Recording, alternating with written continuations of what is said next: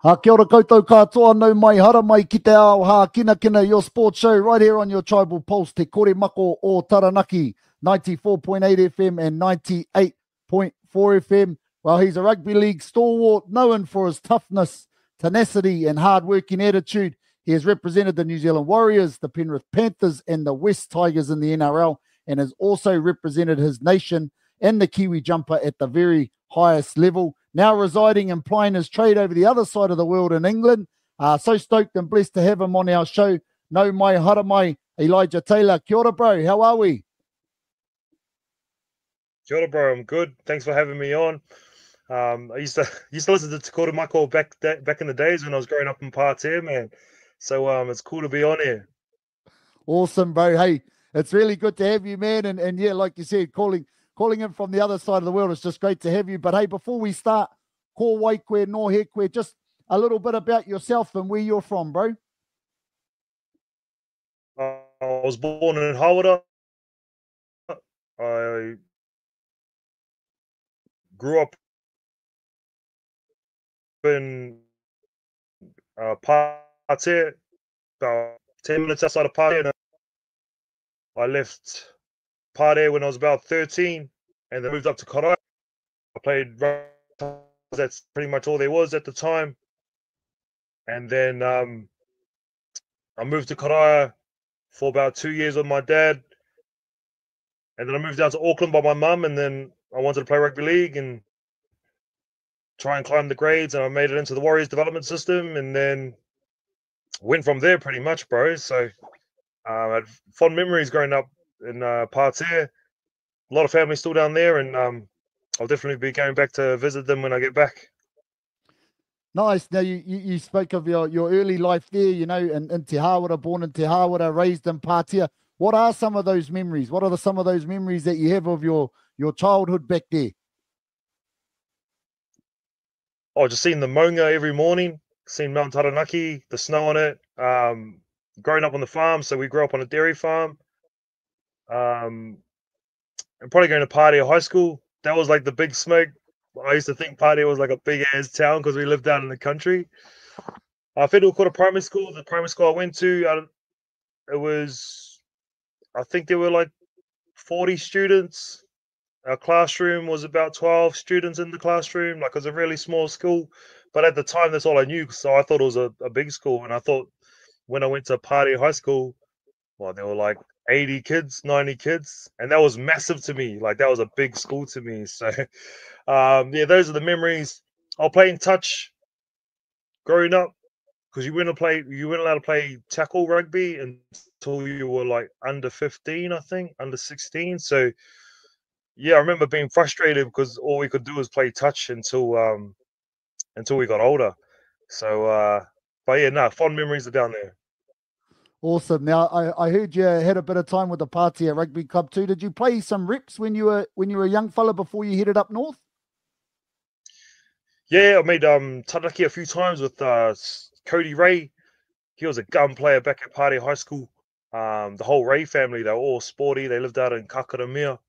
But yeah, I played that's when it was called Border at the time. It was Waverley and Pātea, they were together. But yeah, before that, I was playing for Pātea before they merged. So, good memories down there at in Pātea playing footy. That's where it all started. In the backyards or after school at Pātea High School, playing running straight.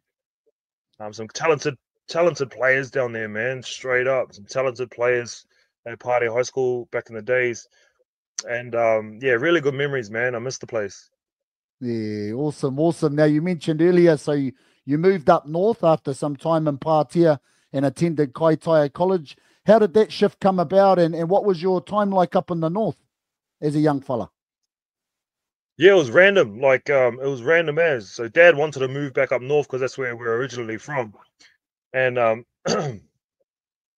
yeah, he just said, yeah, he sold everything down in Pātea, and we didn't want to go. We wanted to stay in Pātea, but he was like, yeah, no, we're going now, boys. We're going to move up north because we had some family land up there. And so it happened really quick. We didn't even say goodbye to our friends. We just jumped in the car one morning and we were gone and never went back. Random as. So we lived up north. It was totally different, eh? Totally different. It was hot all the time. Obviously a lot of time swimming, diving, going to the beach. The footy was different as well. The far north Māoris were, hearty, bro. Those fellas up there, gee. So I was glad I went up there to Karaia College. So that was an even bigger school. I think it was like 300 kids there. So I at the time I thought that was massive, even bigger. But nah, applied my trade, learned some new skills up there. I started playing league up there as well. Shout out to Jim Larkin. He brought a lot of the boys through Northland Rugby League to go into the NRL. And he lived up there and he had a little pathway system going there for the young fellas up in Karaia. So, really grateful for my time up there. I learned a lot of lessons learned. And just grateful, bro. Grateful I got to spend some time up there. Awesome, bro. Yeah, no, definitely some good players come out of the north, and Jimmy Larkin's obviously done a lot of awesome mahi up there for plenty of young ones. Now, you ended up at the prestigious rugby league school, St. Paul's Collegiate in Tāmaki. How did this help your progression in the game with rugby league? Obviously, you said you started that up north, but going to St. Paul's, that would have helped your game as a young fella? Yeah, man. So my mum, she lived in Auckland, and like all the chat, like at school up in Karaia was, and when I went down to Auckland for holidays, like everyone was saying you got to go to St. Paul's if you want to, make it into NRL system because they've got scouts there, and there was a connection between the Warriors and St. Paul's, and so I told mum, oh yeah, I'll move down by her and then I'll go to that school. So that was a bit of a culture shock, man, straight up, because going to that school, there were about 4 Māori and the rest were Pacific Islanders. We're up in Karaia, bro. It was all Maori, and there were probably about maybe 3 Pacific Islanders. So that was a big change. And playing against the Polynesian boys, bro, at a young age, gee, that's different, man. I thought playing up north was tough, but when I went to St. Paul's, a lot of league boys were there, a lot of rugby union lads were there, and bro, they were massive, bro. Like meeting Polynesian lads, they were 15 years old. They had like full beards, tattoos, and that. And I was like, nah, you can't be my age, and that. It was crazy, totally different experience. But had to fight my way into the first 13 there. The league team that was tough just to try and make the team. And then Tony Oro scouted me from a game Wednesday afternoon playing for St. Paul's, and he just said, come and train with the development team. No contract involved, no money involved. Just turn up. And bro, once I got the foot in the door, I just I started just going there all the time, as much time as I could, just for that opportunity. And finally got the opportunity. Very grateful, and just worked my way into the system that way. But it was really tough, man. Really tough. Getting through all those training sessions and that. Nice. Well, from St. Paul's, things really started to kick off for you from there. New Zealand Māori under 18s. Obviously, as you mentioned, you were there with the Warriors. Ended up playing Toyota Cup. So stepping into these kind of semi-professional spaces as a young fella would have been a big change for you as well, right?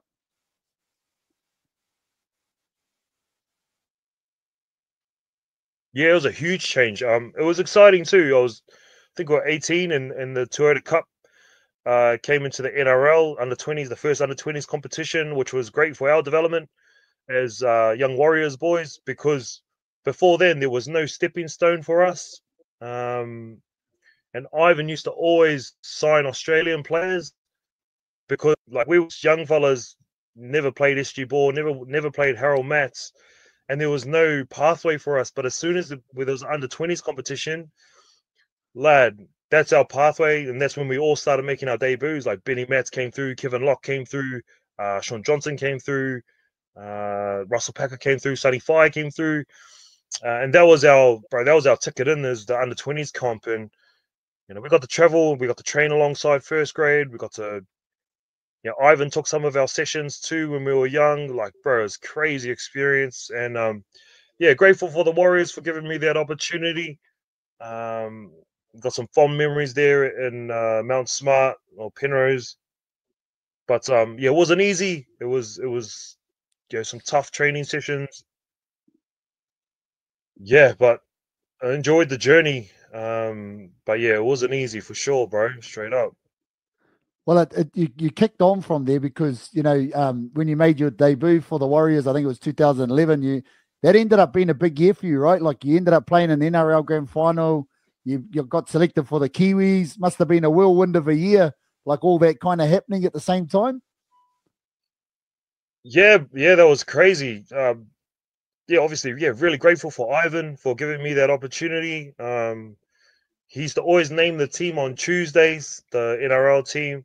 And this is before I was debuted, but every Monday night I would wait by my phone, just make sure, check anybody call me, any Ivan missed calls. That's all I wanted to see, bro. Just a missed call or a text. But it finally came in 2011, and yeah, we had a fairly good year. But I look back and I I didn't make the most of it because I've never played an NRL finals game since. And when you're young, you just think it's going to happen all the time, which it didn't happen again for the Warriors until recently. But no, lessons learned. Shout out to Mooks as well, Steve Kearney, for giving me the opportunity, giving me the phone call as well. Learned a lot of lessons playing alongside the Kiwi lads, and I just finished coming through an ACL injury. So if any young kid out there has done an ACL, it's a long journey back, about 6 months training by yourself. And yeah, bro, just grateful is the word that keeps coming to my mind because I appreciate all the coaches that gave me that opportunity.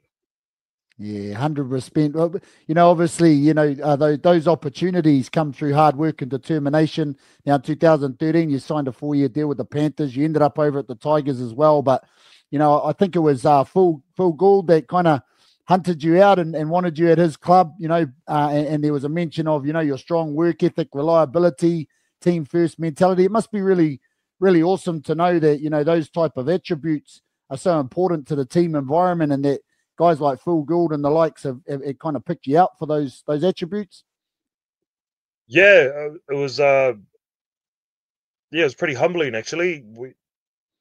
So Ivan left to go and coach the Panthers, and we had a conversation if I was ever interested to come over. And when I got off contract at the Warriors, the Panthers wanted to sign me straight away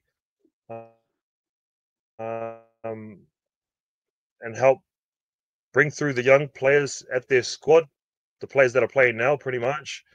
That was my job, to go to the Penrith to help change the culture and help do my best for the culture, for the team, for the young players coming through there. And hopefully I did a good job. And I didn't like the way it ended.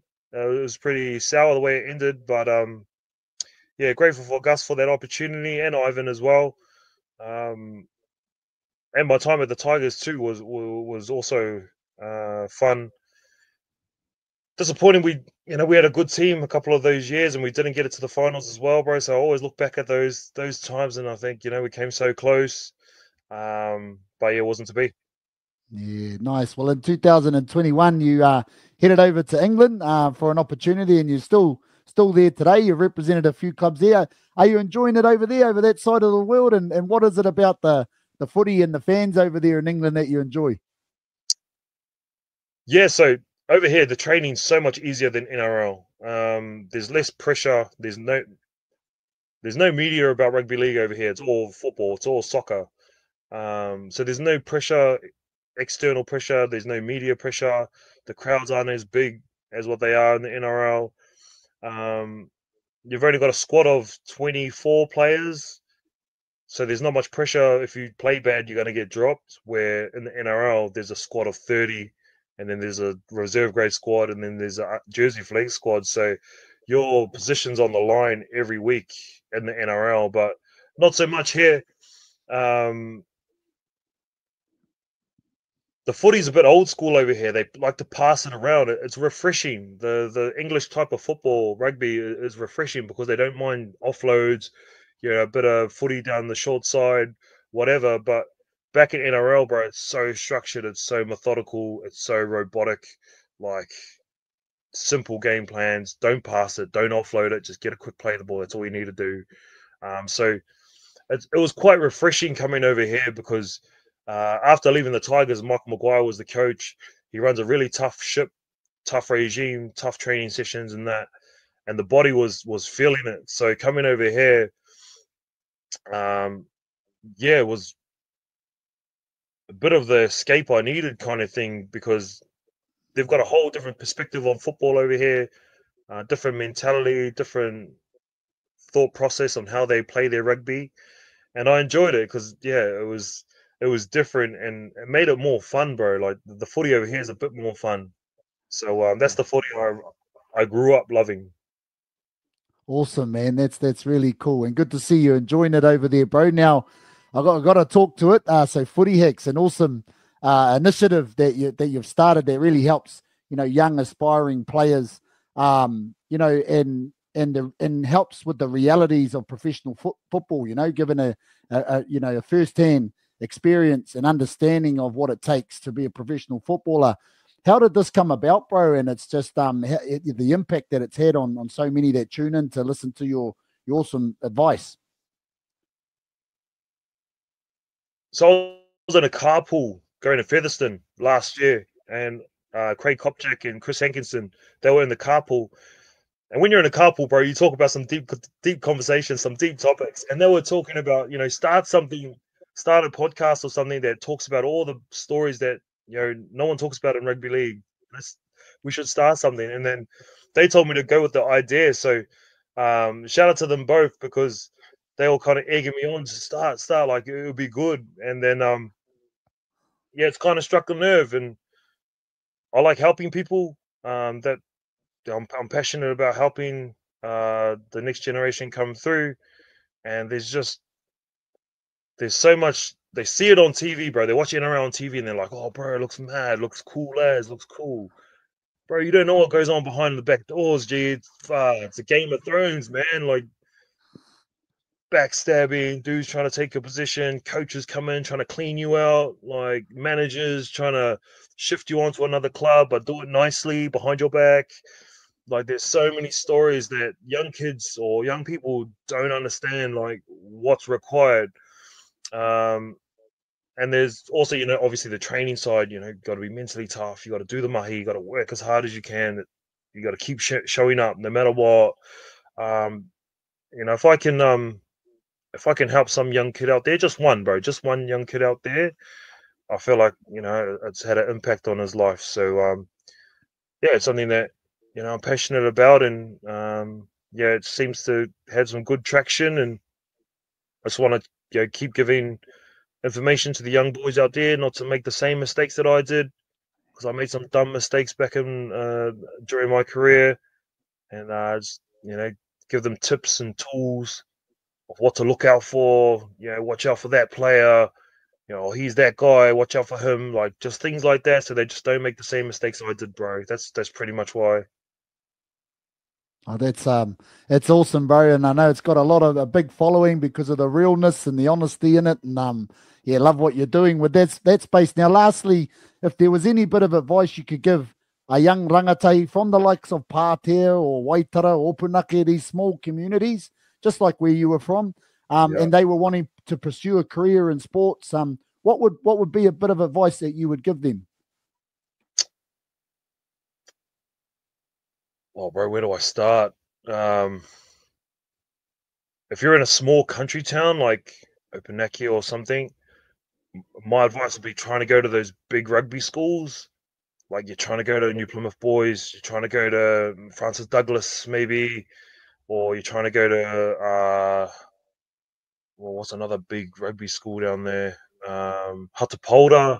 I don't know if they still got a rugby school there, and work your way in that one if you want rugby league career maybe, or rugby union. If you're a young rugby league player out there, bro, it's even harder, especially in those small towns, to get a scout or to get selected or to get picked up. So if you've got some family members in Auckland, maybe see if you can go stay up there during a trial, during some trials going on in Auckland. Other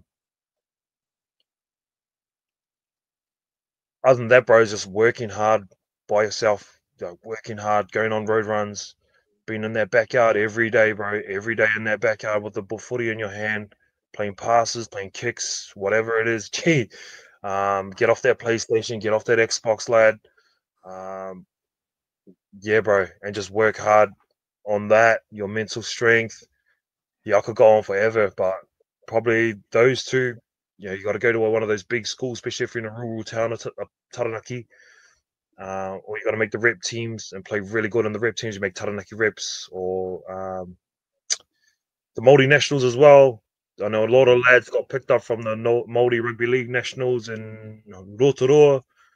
So if you can make the Taranaki team and then get up there and put on a good performance. I know a lot of scouts that go to that Māori tournament. So it's hard. It's hard if you're a young fella out there, bro. It's hard in those little rural towns. But those are the cards you're dealt, and you just got to play your hand, bro. Straight up. Awesome bit of advice there, my bro. Really appreciate it. Well, brother, your story is one of inspiration, a story that shows that anything's possible if you work hard. Through the ups and downs, you've managed to, continue on and in a positive light and now inspire many of the younger generations with your Footy X kaupapa, which is really, really cool. Thanks for sharing an insight into your life, your journey and your sporting experience. And please keep up the amazing work for everyone out there and all those awesome messages that you're sharing, bro. And on behalf of all of us in Taranaki, really proud of what you're doing over there, bro. And hopefully we see you back here, maybe in the Power Wars one year for a tournament here. Definitely, yeah. The Scanlon Shield too is played between Pātea and Haere, bro. So I want to jam there one game, Pātea. I'll tell Bully go play for Haere. I'm gonna take your head off. Yeah. But appreciate your time, man. Thanks for having me on. Good luck to any young fella out there, bro. Work hard, work on your craft, work on your game. You're in the backyard every day, bro. Be in that backyard with your rugby ball every day. Kia ora, bro. Thank you for your time. Cheers, bro.